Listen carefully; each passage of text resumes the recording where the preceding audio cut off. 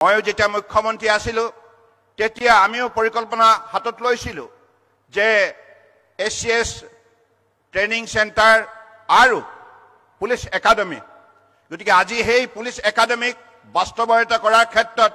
Doctor Himanta Biswa শৰ্মাই যি বলিষ্ঠ পদক্ষেপ ললে তাৰ বাবে মই বিশেষভাৱে তেখেতক অভিনন্দন জনাইছো। এই পুলিচ একাডেমিটো আমি দেখিছো যে ইয়াত আধুনিক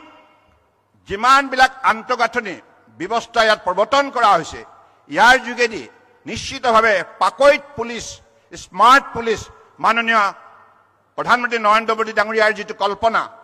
সেই কল্পনা বাস্তৱায়িত কৰাৰ ক্ষেত্ৰত এই লাচিত বৰফুকন পুলিচ একাডেমি নিশ্চিতভাৱে উল্লেখযোগ্য ভূমিকা পালন কৰিব। কেৱল অসমৰ ভিতৰতে সীমাবদ্ধ হৈ নাথাকে, এই অনুষ্ঠানটোৱে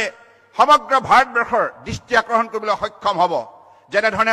হায়দৰাবাদত পুলিচ একাডেমি আছে তেনেধৰণে আগন্তুক দিনত সেই লক্ষ্যৰে অত্যাধুনিকভাৱে এই অনুষ্ঠানটোৱে আগন্তুক দিনত উঠি অহা কেৱল অসমৰ নহয় উত্তৰ পূৰ্বাঞ্চলৰ বিভিন্ন ৰাজ্যৰ পুলিচসকলক প্ৰশিক্ষণ দি আধুনিক ধ্যান ধাৰণাৰে বৰ্তমান সময়ত দেখা দিয়া প্ৰত্যাহ্বানৰ মোকাবিলা কৰিবৰ বাবে যোগ্য প্ৰত্যুত্তৰ দিবৰ বাবে তেখেতসকলক পাকৈত কৰি তুলিব পাৰিব।